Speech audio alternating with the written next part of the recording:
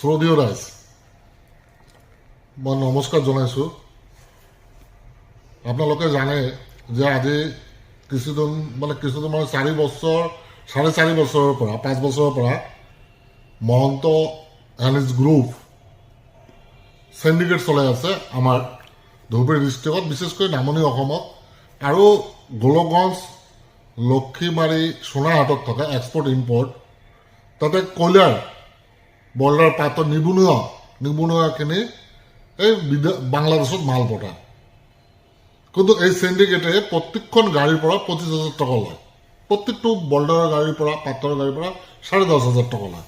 আজি 4-5 দিনৰ পৰা চলি আছে। খালি অকল এইটো নহয়, সোণাহাট বুলি, লক্ষীমাৰী বুলি এইটো সিন্ডিকেটৰ কামটো হৈছে ব্ৰইলাৰ FCI চাউল, যিটো দুখীয়া ৰাইজক চাউল দিয়ে। এই চাউলটো মাহত এবাৰ দিয়ে। এই চাউলটো তো ইলিগেল আছে বহুত। ইয়াৰ আগত এজন জেলো খাটিছিল, আৰু যিটো সিন্ডিকেট কৰি আছে এইটো হ'ল দালাল চক্ৰ। এইটো হৈছে দালাল চক্ৰ। এইটো কোনো BJP, RSS, বজৰং দল, কোনো ৰাজনৈতিক দল নহয়। এওঁলোকে সিন্ডিকেটটো, এই দালাল গ্ৰুপটো হৈছে যিকোনো চৰকাৰ আহিলে এই চৰকাৰৰ মানুহ হৈ যায়, ইহঁতে মেনেজ কৰি এই সিন্ডিকেটটো চলায়।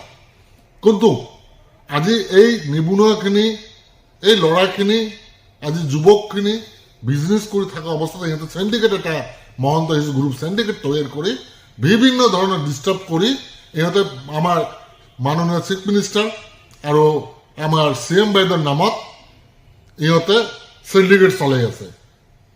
যে আমি CMৰ মানুহ, CMৰ পাৰ্মিশ্যন লৈ আমি সিন্ডিকেট চলাই আছোঁ। কিহৰ সিন্ডিকেট? এই নিবনুৱাখিনি বিজনেছ কৰি খাই আছে, জেনুৱেনলি বিজনেছ কৰি আছে। এই সিন্ডিকেট বন্ধ হ'ব লাগিব। এই দালাল চক্ৰ শিক্ষা পাব লাগিব। এই দালাল চক্ৰ ইয়াৰ পৰা যাব লাগিব। এই দালাল চক্ৰ গ্ৰেপ্তাৰ কৰিব লাগিব আৰু এই সিন্ডিকেট বন্ধ কৰিব লাগিব। মই ৰাইজক অনুৰোধ জনাম, আপোনালোকে যিমান পাৰে শ্বেয়াৰ কৰিব।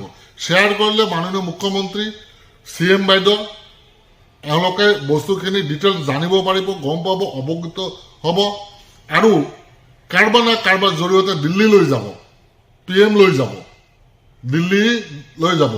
আৰু আমাৰ যিমানখিনি কাম আমি এতিয়া অলৰেডি হাইকোৰ্ট কৰাৰ কাৰণে আমি প্ৰিপেয়াৰ হৈছোঁ। যদিও চৰকাৰৰ ফালৰ পৰা, এডমিনিষ্ট্ৰেশ্যনৰ ফালৰ পৰা কোনো ধৰণৰ যদি একশ্যন নলয়, তেতিয়াহ'লে আমি হাইকোৰ্টৰ পৰা অলৰেডি আমি পেপাৰ ৰেডি কৰিছোঁ, ছাবমিট কৰিম যে হাইকোৰ্টৰ পৰা পাৰ্মিশ্যন লৈ CBI, ED, CM, vigilance, anti corruption, CID দিয়ে আমি এই সিন্ডিকেট বন্ধ কৰাম আৰু এই ব্যক্তিসকলক আমি গ্ৰেপ্তাৰ কৰাম।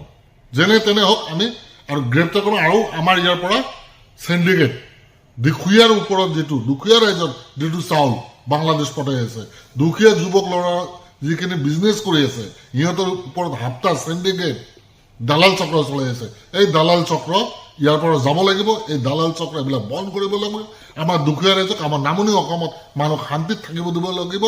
আৰু ইয়াৰ কাৰ্যসূচী আমি যিখিনি ল'ম, আমি চৰ্চা কৰিছোঁ, সকলোৰে লগত আলোচনা কৰিছোঁ। সকলোৱে আমাক কৈ আছে যে নহ'লে আমি নামনি অসম বন্ধৰ আহ্বান দিয়াৰ কাৰণে আমি বাধ্য হ'ম।